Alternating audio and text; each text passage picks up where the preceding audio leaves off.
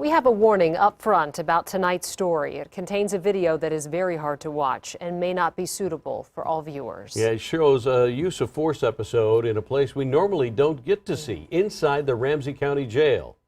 Here's Tom Lydon of the Fox 9 investigators. In just 3 days, a Ramsey County Corrections officer will resign after spending the last 2 years on paid leave.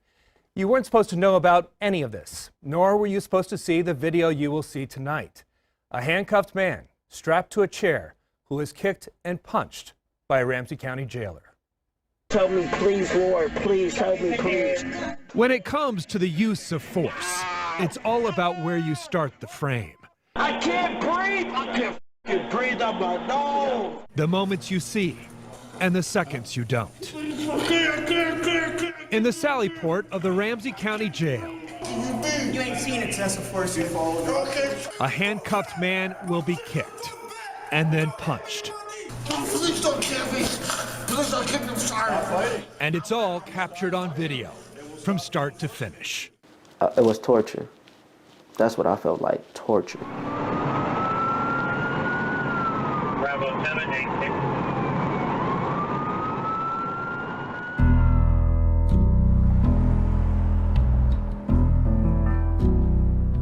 April 13th, 2016, just before bar close, St. Paul police will get a call to the former Wild Onion nightclub on Grand Avenue, where a man is suspected of stealing 2 cell phones. In the parking lot, police arrest 24-year-old Terrell Wilson. He's 5'7", 180 pounds, but nothing about this arrest will go easy. He will be dragged to the squad car and pepper sprayed. Wake up my face! Wake up my face! Wilson will complain repeatedly that he can't breathe. Please, Lord. Ah! Help me! I can't breathe. Okay. Oh God. Okay. I can't breathe. The St. Paul officers radio ahead to the Ramsey County Jail that they're dropping off an uncooperative suspect. We don't care about us black people.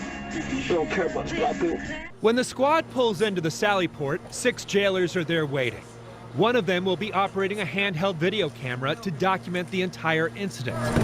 Taking the lead is Corrections Officer Travis Vandewiele. If you don't get up, I'm gonna drag you.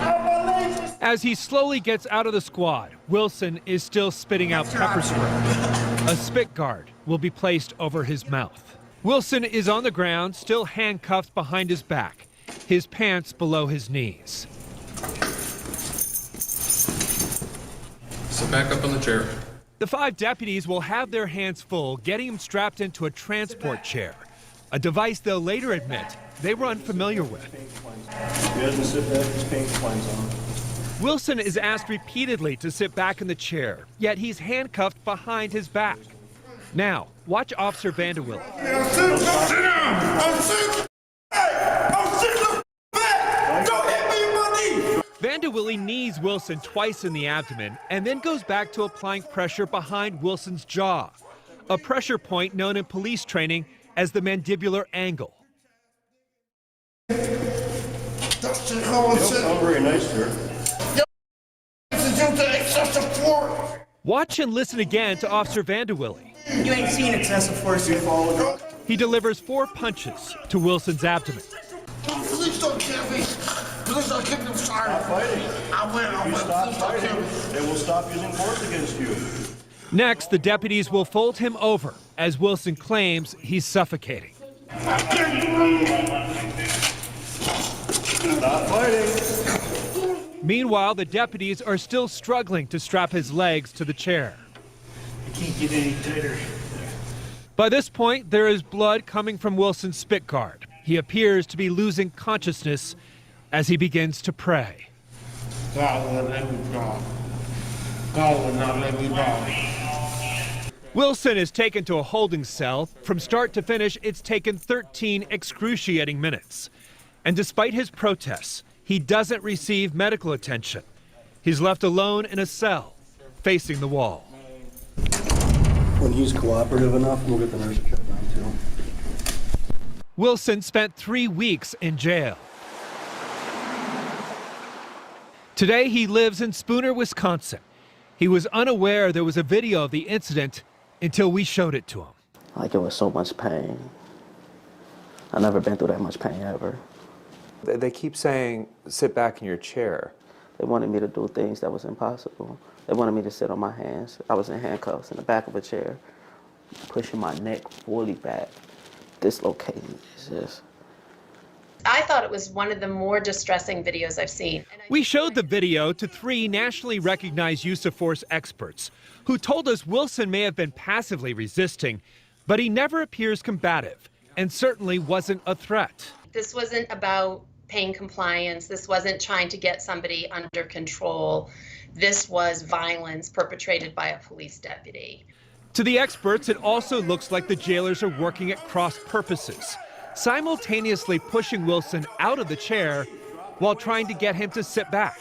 When that happens, because of a lack of communication between officers, the perception of resistance can result in uses of force, even though there is no actual resistance. Mr. Wilson cannot comply. Well, he's trying to comply, but he can't comply when 4 or 5 different things are being done to him. But they say the most dangerous moment is when Wilson's head is forced down while wearing a spit mask and still feeling the effects of pepper spray. And that's not resisting, as they're trying to breathe. They liken it to a person that's drowning. All of those things together can potentially inhibit someone's breathing. And there's certain things you can't do anymore that you used to be able to do, and because people were dying in custody by these techniques. Vandewiele is no stranger to a takedown. He's also a high school wrestling coach. And for the last 2 years, he's been on paid administrative leave from the Ramsey County Sheriff's Office, collecting $121,000 in salary. Through an attorney, he declined to comment for this story. This case has dragged on for nearly 3 years. It's been the hot potato pass from one sheriff to another. The incident itself actually happened under Sheriff Matt Bostrom. Sheriff Jack Serrier actually tried to fire Vandewiele, but because Vandewiele is a former Marine, he was entitled to additional appeals. And now it's landed in the lap of returning Sheriff Bob Fletcher. And then just last week, as we were investigating this story, Vandewiele and the county reached a settlement agreement. Effective February 28th, Vandewiele is allowed to resign from the sheriff's office and gets paid nearly $10,000 for vacation and sick time. And because there's no discipline, the internal affairs investigation is not public. But there was an outside criminal investigation. And from that, we learned of a confidential memorandum written by a supervisor recommending counseling for Officer Vandewiele, and that Vandewiele admits the pain compliance methods he was using was the cause of Wilson raising his hips up in his chair. Vandewiele refused to cooperate with the criminal investigation. Having these rights in mind, do you wish to talk to us now? No. Okay. Fair enough. But some of the other officers said they would not have struck Wilson. I think the biggest problem that you have when you start getting in a striking is the fact that he was handcuffed. Okay. That's just my personal opinion. Is that why you didn't strike him? Correct. Okay. Prosecutors declined to file felony charges of assault or public misconduct against Vandewiele because they couldn't prove substantial bodily harm beyond a reasonable doubt. Vandewiele was eventually charged with 5th-degree assault, a misdemeanor. In court documents, his attorney argued Vandewiele is protected under state law because the correctional officer may enforce obedience and discipline, and that the pain compliance and pressure points were consistent with his training in how to handle an unruly and disobedient inmate. The case was plea bargained to disorderly conduct, a misdemeanor. Vandewiele paid a $150 fine. As for Terrell Wilson, he is still on probation for the cell phones he denies ever stealing. He moved to Spooner, Wisconsin, he says, to get away from the Twin Cities, and an experience so traumatizing, he's vowed never to end up in jail again. But in a weird way, it was a blessing. Where I could have lost my life and never been there for my son or my daughter, the things that really mattered. So it was an eye-opener, but at the same time, it was horrible. It was horrible. The experts we talked to were shocked that no other officers or supervisors stepped in. They say the message that sends is this may somehow be standard operating procedure. In a statement tonight, Sheriff Fletcher touches on that. He writes, The events captured on video from 3 years ago are extremely disturbing to me and other members of the Ramsey County Sheriff's Department. The video also demonstrated failed supervision and poor training. The supervisor present and all employees witnessing these actions had a duty to intervene to stop the assaultive tactics and the use of excessive force. He goes on to say the conduct captured in the video will not be tolerated under my watch. Sheriff Fletcher says the supervisor present in that video is no longer with the department. The jail has a new superintendent and additional supervision. Fletcher, who just became sheriff again in January, says he's also reviewed and improved their training protocols. Tom, back up just a little bit. Why was this officer allowed to resign without discipline? And in the end, who made that decision? You know, it gets a little complicated, as you imagine. A lot of things in this story are complicated. The county attorney's office hired outside counsel to negotiate the deal. Several people had to sign off on this. Under the Minnesota Veterans Preference Act, he was entitled to a hearing with an arbiter. I am told the risk here was an arbiter could look at that video, look at the training manual, and still somehow side with the officer. It has happened before.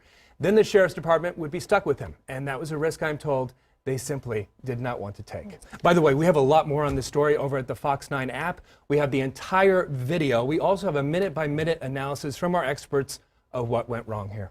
All right, that is some shocking video, that is for sure. And interesting that you talked to so many use of force experts, too, to get all of their opinions on this. And we talked to a lot that we did not use on camera, actually, and we even talked to some that usually testify in favor of the officers, and they said they would not take a case like this. All right. Thanks, Tom.